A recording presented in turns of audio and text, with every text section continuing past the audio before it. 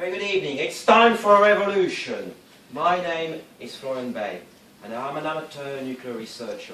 And tonight, I will tell you all about what exactly went wrong in the development of nuclear power, and how only a revolutionary approach to nuclear technology can meet the dreams and the ambition of all forebears of the atomic age, and what dreams these were.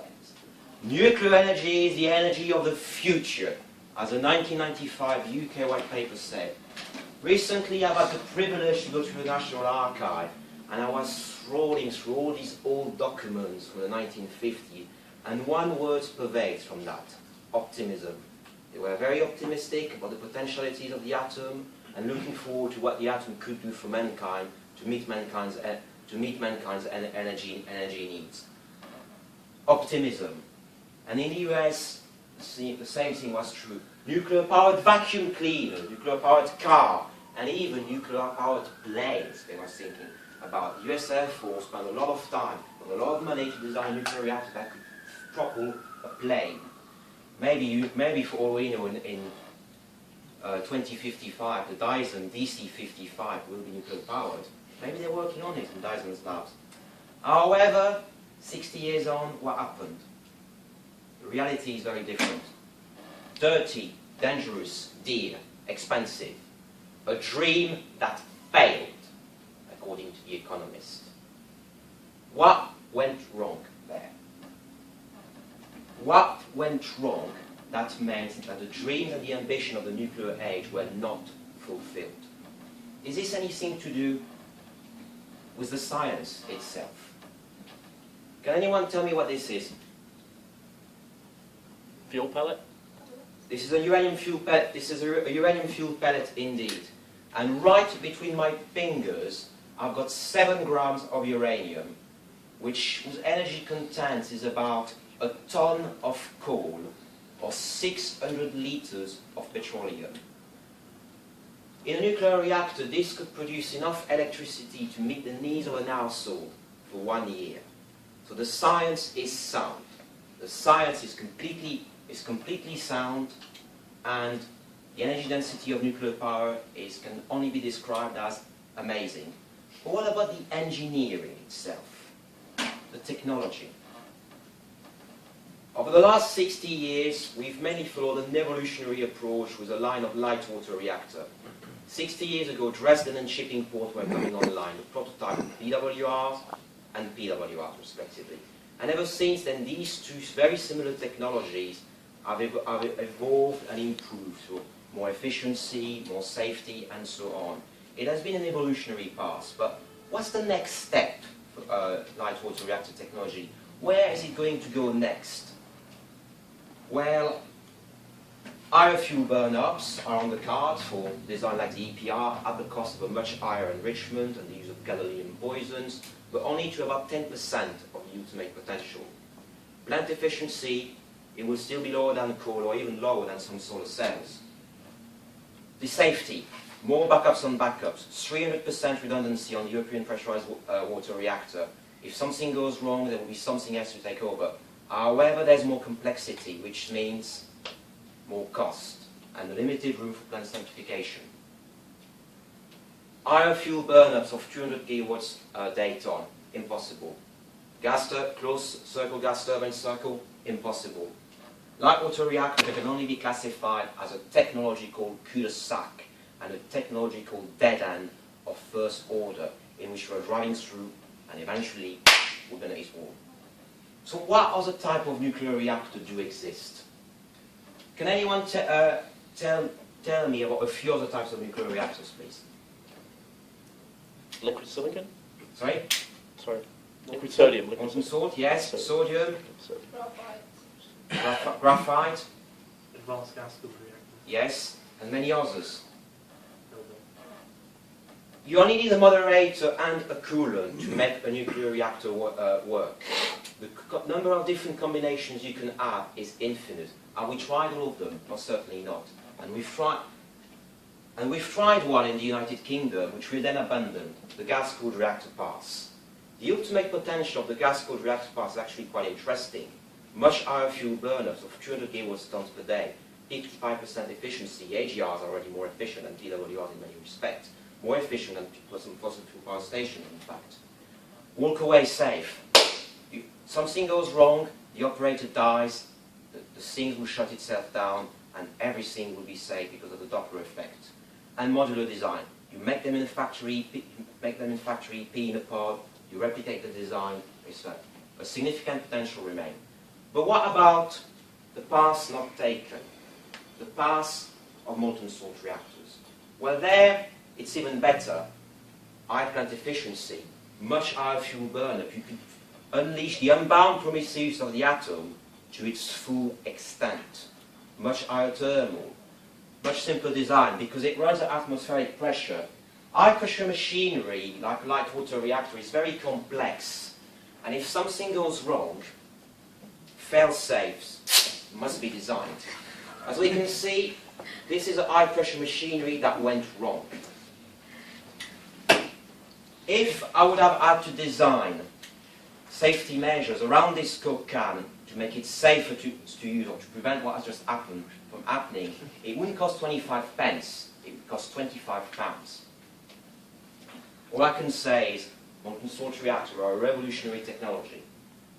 But why do we need a revolution fundamentally? This number tells it all. What does this number mean? Any guesses? If you take a kilogram of coal and a kilogram of uranium, there is 3 million times more energy in a kilogram of uranium than in a kilogram of coal. If you burn it all, like you can do in a molten salt reactor, all of that is unleashed. Just imagine the amount of resources that would be available as a result. Now, how do we get there in the United Kingdom? We need a master plan if we want to unleash a revolution. We'll start off with establishing the objective. Nuclear must become cheaper than solar. It already is, but solar power is developing fast. Let's keep abreast of the latest development. Let's make nuclear power as cheap as we can. Then we need the money. We have a green investment bank at the moment in the United Kingdom. What about a nuclear investment bank that could, for example, invest in Hinkley Point C, in Wilvenwood, and in all these many other projects? And the good thing about them is CFDs, guaranteed returns on investment. This UK nuclear branch could finance this project and also make tons of money that could then be reinvested in more riskier and more innovative technologies. The regulatory environment needs to become simpler as a result and more innovative, less risk-averse like the ONR is now. 2020, we can have an MSR type ready in the UK 2020 if we set ourselves to. There was only about a 10 years year span between Carl de Gaulle and the first AGR prototype. We can do it. And don't neglect nuclear heat application. With molten salt reactor, you can use nuclear heat from 100 degrees to 1,000 degrees. Many applications are waiting to be used there. Let's not neglect them.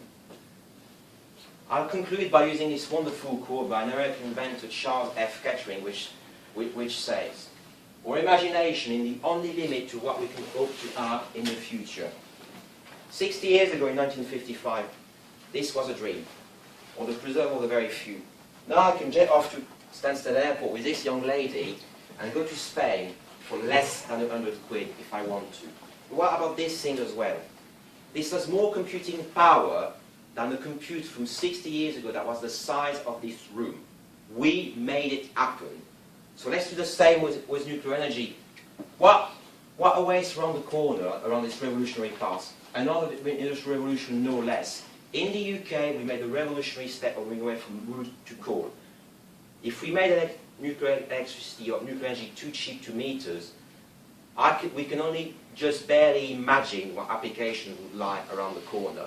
All for this country to lead the world in and make a lot of money for the UK Exchequer. And I believe there's time for questions.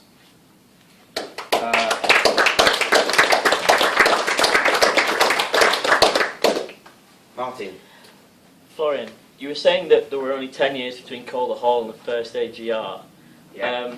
Yet the first AGRs that were built had a bit of a design flaw in that their efficiency was limited by the fact that they couldn't refuel on load when that was their design benefit.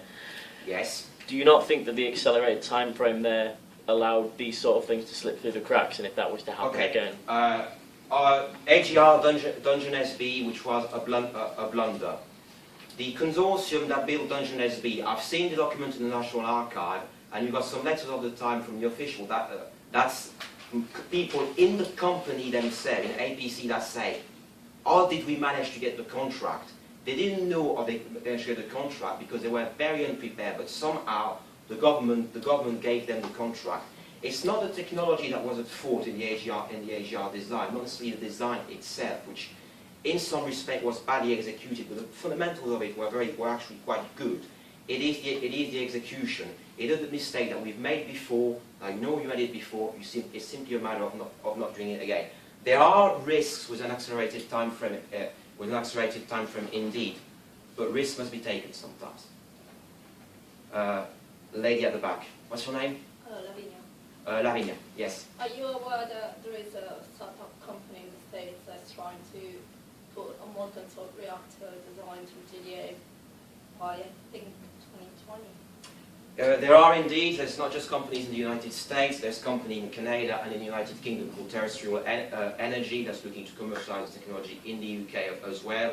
Quite a few companies are actually moving onto that sector, and the reason why they're seeing a potential there, and they're even actually managed to get investment bank interested. So there's obviously something that's waiting on the corner. You got a question? Yes. Yeah. So essentially, why would you think that essentially the French are backing away from molten salt reactors, thinking of Super Phoenix and the SM? Well, the French never researched molten salt reactor at all in the first place. They are doing some research right now. Super Phoenix is a very different thing. It's a fast reactor which is cooled by liquid sodium. A molten salt reactor is a thermal reactor that is cooled by molten salt. The fuel is always a molten salt. In Super Phoenix, the fuel was a solid fuel, pretty much like they spell it in a lot of respect in the prismatic design. A very different design indeed. The only country that did significant research on molten salt was the United States, and they proposed a design in 1980, the denaturated molten salt reactor, that no prototype was built. But these companies, later mentioned at the back, they're actually grabbing that, they're actually using this paper from the R&R for their design. So there was obviously a gem waiting to be discovered there. Also France. France went for the light water reactor route. It did it really well, peanut pod design and massive replication that saved a lot of costs. But was it the right decision? In the short term, yes. In the long term, maybe not. Another question? Yes, please. You made two statements. One is that risks must be taken. Yeah. You also said the ONR is too risk-averse. Do you Yeah. think the ONR should take risks? Taking risks in nuclear technology is a very tricky question indeed, because potentially if something goes wrong with nuclear technology, obviously the consequences can be very severe indeed. If you look at the basic safety credential of molten salt reactor, or even next generation gas-cooled reactor as well, if something goes wrong, the risks are a lot less limited indeed. I can go back with the analogy of the Coke can. When you think of an EPR where the core is under 170 bar pressure of water, say there's a pipe burst, which is the worst case scenario on a safety case. Just imagine writing that safety case. Any more questions? Yes? I mean, you say that ONR should take more risks, but do you ever think realistically they will before say 2020? Do you think? What do you think the chances are?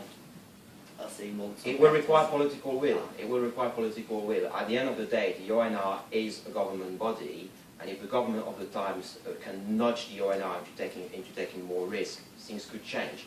At the end of the day, we have to be careful not to swing the pendulum too far to the other side as well. Having a questioning attitude is one of the key aspects of the nuclear industry and the need of nuclear professionalism.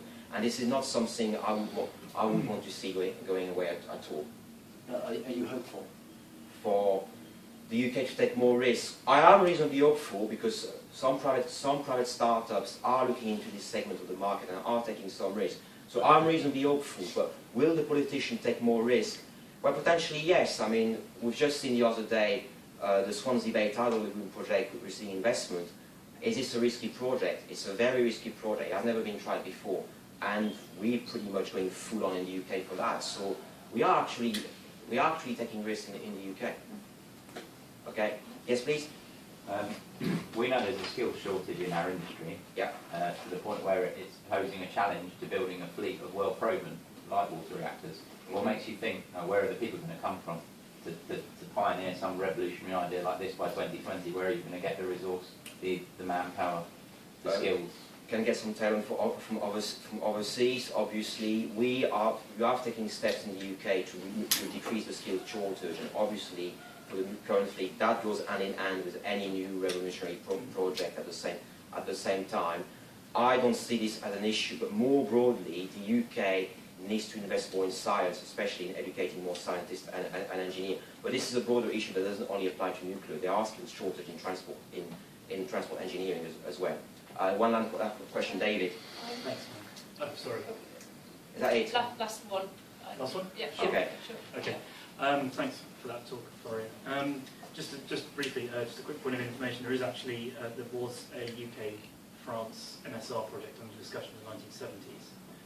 France did plan to have a small prototype ready by the end of the 1970s, but it never got off the ground due to budget cuts, primarily due to the prioritisation of the liquid metal fast breeder programs here and in France. Those documents are on I was really wondering, Florian, just about how you see this getting off the ground. What you feel the nuclear industry's attitude to this sort of technology, MSR, disruptive technology, as it were, should be, and whether you see MSRs, if they are to be deployed, originating in the private sector, or whether you think their development requires government direction. I think it will be a bit of both. We're seeing private sector investment in effectively small modular MSR, but if we would want gigawatt scales MSR, there might be a need for a more government investment. At the end of the day, the reason I mentioned a nuclear investment bank here is because financing, long-term financing will be required. And having an arm's length body very similar to the Green Investment Bank that is actually very creative and coming up with a lot of innovative ideas on how to get money, this could be a way that could benefit both kind of semi-public project and I think I'm off, so I'm going to hand over the stage. Thank you very much.